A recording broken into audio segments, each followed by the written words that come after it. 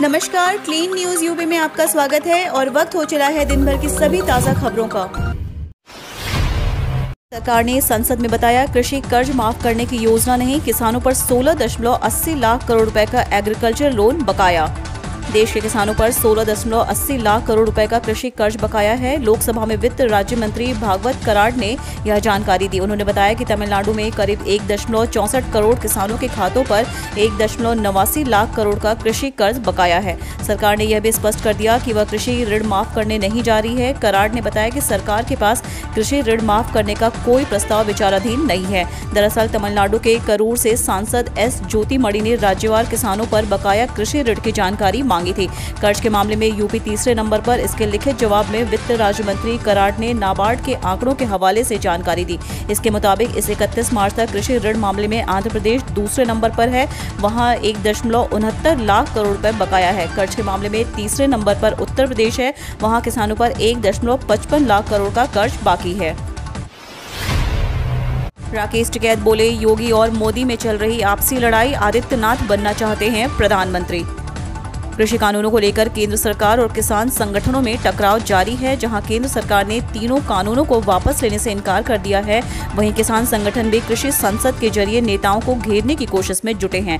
हाल ही में भारतीय किसान यूनियन के नेता राकेश टिकैत ने चेतावनी दी थी कि अगर यूपी सरकार किसानों की समस्याओं का हल नहीं करती है तो वे लखनऊ कूच करेंगे। इस बीच टिकैत ने ये भी कहा कि योगी आदित्यनाथ और पीएम मोदी के बीच सब कुछ ठीक नहीं है और दोनों नेताओं की आपस में लड़ाई चल रही है। बदल गए पैसे निकालने के नियम, जानिए कब निकाल सकेंगे पेंशन की पूरी रकम। पेंशन पाने वाले कर्मचारियों के लिए अच्छी खबर है। Pension fund regulatory and development authority ने नेशनल पेंशन सिस्टम के सब्सक्राइबर्स को अपना पूरा पैसा निकालने के प्रस्ताव को मंजूरी दे दी है।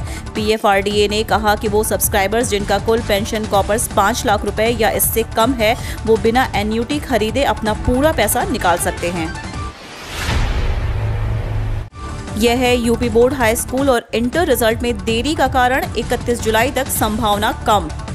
सुप्रीम कोर्ट द्वारा 31 जुलाई तक कक्षा 10 और कक्षा 12 के नतीजों की घोषणा करने के आदेश के मद्देनजर यूपी बोर्ड हाई स्कूल और इंटरमीडिएट रिजल्ट 2021 की घोषणा में हो रही देरी के चलते स्टूडेंट्स और पेरेंट्स में असमंजस की स्थिति बन रही है। दूसरी तरफ प्राप्त जानकारी के अनुसार महामारी के चलते रद्द की गई उत्तर प्रदेश माध्यमिक शिक्षा परिषद हाई स्कूल और इंटरमीडिएट की बोर्ड परीक्षाओं के बाद रिजल्ट वैकल्पिक मूल्यांकन पद्धति से तैयार किए जा चुके हैं।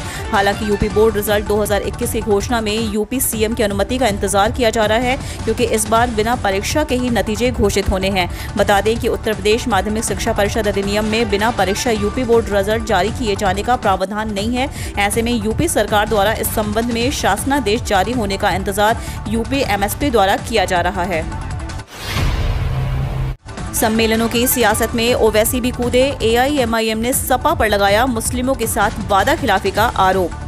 एआईएमआईएम प्रदेश अध्यक्ष ने सपा के साथ ही बसपा और कांग्रेस पार्टी पर भी मुस्लिमों के साथ वादा खिलाफी का आरोप लगाया। एआईएमआईएम प्रदेश अध्यक्ष शौकत अली ने कहा कि समाजवादी पार्टी ने सरकार में आने से पहले वादा किया था कि मुस्लिम समाज की शिक्षा में बेहतरी के लिए अल्पसंख्यक बाहुल्य इलाकों में उर्दू स्कूल खोले जाएंगे, लेकिन समाजवादी पार्टी की हुकूमत में मुस्लिम इलाकों में पुलिस स्टेशन खोला गया, जिसके बाद मुस्लिम नौजवानों को आतंकवाद के झूठे मुकदमों में फंसाकर उनकी जिंदगी को बर्बाद किया गया। मोदी सरकार दे रही घर बैठे 15 लाख रुपए कमाने का मौका, करना होगा बस ये काम। अगर आप घर बैठे 15 लाख रुपए कमाना चाहते हैं तो आपके लिए यह बहुत ही सुनहरा मौका है। मोदी सरकार की पहल का लाभ उठाकर कोई भी व्यक्ति 15 अगस्त तक लखपति बन सकता है। आइए जानते हैं कि क्या है स्कीम और कैसे इसका लाभ उठाकर कोई व्यक्ति 15 लाख रुपए घर बैठे कमा सकता है। केंद्र सरकार ने बजट 2021-22 में फंडिंग इंफ्रास्ट्रक्चर के लिए डेवलपमेंट फाइनेंशियल इंस्टीट्यूट को बनाने की बात कही थी। नेशनल इंफ्रास्ट्रक्चर पाइपलाइन के तहत केंद्र सरकार 2024-25 तक 7,000 अलग अलग परियोजनाओं में 111 लाख करोड़ रुपए इन्वेस्टमेंट की बात कही थी। mygov.in पर दी गई जानकारी के अनुसार इन परियोजनाओं को समय से पूरा करने के लिए बड़े स्तर पर फंड की आवश्यकता पड़ेगी। इसी योजना के तहत कोई भी व्यक्ति 15 लाख रुपए 15 अगस्त तक कमा सकता है। आप सोच रहे होंगे कि इन योजनाओं को तो 2024-25 तक पूरा होना है, फिर 15 अगस्त तक कोई व्यक्ति कैसे 15 लाख कमा सकता है। 15 लाख कमाने के लिए ये काम करना होगा। वित्त सेवा विभाग और वित्त मंत्रालय संस्था का नाम, टैगलाइन और लोगो डिजाइन करने वालों को पुरस्कृत करेगी, लेकिन ध्यान रहे कि नाम, लोगो और टैगलाइन संस्था के काम के अनुरूप होना चाहिए। नौकरी के नाम पर अखिलेश यादव ने योगी सरकार को घेरा, कहा नौजवानों के साथ भी किया धोखा। सपा अध्यक्ष व यूपी के पूर्व सीएम अखिलेश यादव ने प्रदेश के योगी आदित्यनाथ सरकार पर बड़ा आरोप लगाया है। अखिलेश यादव ने कहा कि प्रदेश की भाजपा सरकार ने पहले किसानों को धोखा दिया और नौजवानों के साथ भी बड़ा धोखा किया है। अखिलेश ने कहा कि भाजपा ने अपने संकल्प पत्र में हर साल 70 लाख नौकरी देने का वादा किया था, परंतु नौकरी किसी को नहीं मिली। पूर्व सीएम ने कहा कि कोरोना संक्रमण काल में हुए लॉकडाउन के दौरान लाखों नौजवानों की नौकरियां छूट गईं। खुद सरकारी आंकड़ों के अनुसार देश प्रदेश में बेरोजगारी की दर के रिकॉर्ड टूट चुके हैं। भाजपा सरकार के 5 साल के कार्यकाल में अब चंद महीने ही बचे हैं। तमाम दावों के बावजूद ना तो बाहर से पूंजी निवेश हो रहा है और ना ही उद्योग लग रहे हैं। मध्यम और लघु उद्योग की हालत खराब है, रोजगार के अवसर समाप्त हो रहे हैं। बेरोजगारी के इस दौर में लाखों नौकरियां बांटने का तमाशा हो रहा है, जबकि आए दिन नौजवान धरना प्रदर्शन कर रहे हैं और पुलिस उन पर लाठियां बरसा रही है। शासन प्रशासन उनकी बात सुनना नहीं चाहता। निःशुल्क इलाज के लिए पहल, वाराणसी में 8 अगस्त तक चलेगा आयुष्मान पखवाड़ा। पैसे के बगैर उपचार के लिए बनवाएं गोल्डन कार्ड। जिले में अब तक 61,147 लोग ले चुके लाभ। वाराणसी में आयुष्मान पखवाड़ा मनाया जा रहा है और आगामी 8 अगस्त तक यह जारी रहेगा। सीएमओ डॉक्टर वीवी सिंह ने बुधवार को बताया कि जिले में प्रधानमंत्री जन आरोग्य योजना और मुख्यमंत्री जन आरोग्य योजना के तहत चिन्हित लोग लाभार्थी हैं। ऐसे लाभार्थी जिले के ग्रामीण और शहरी सामुदायिक स्वास्थ्य केंद्रों, मंडलीय अस्पताल कबीर चौरा, जिला महिला अस्पताल LBS रामनगर, DDU पांडेयपुर और मानसिक चिकित्सालय में आयुष्मान मित्रों या कॉमन सर्विस सेंटर के माध्यम से अपना KYC अपडेट करा करके गोल्डन कार्ड ले सकते हैं। गोल्डन कार्ड निःशुल्क बनाया जा रहा है। अब तक इस योजना के तहत जिले में 61,147 लाभार्थियों का निःशुल्क उपचार किया गया है।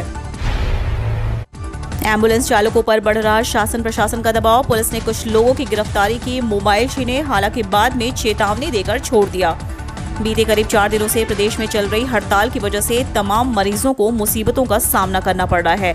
कई लोग सही समय पर अस्पताल नहीं पहुंचने की वजह से दम तोड़ दे रहे हैं, मगर अब एम्बुलेंस चालकों की हड़ताल पर शासन से लेकर प्रशासन तक सभी सख्त हो चुके हैं।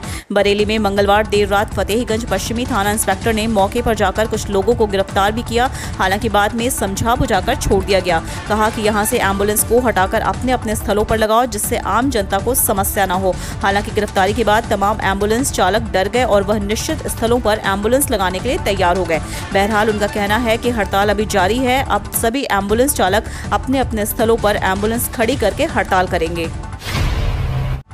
यूपी के 31 जिलों में बारिश का अलर्ट, लखनऊ समेत 7 जिलों में हुई बारिश। अगले 3-4 दिनों तक ऐसे ही रहेगा मौसम।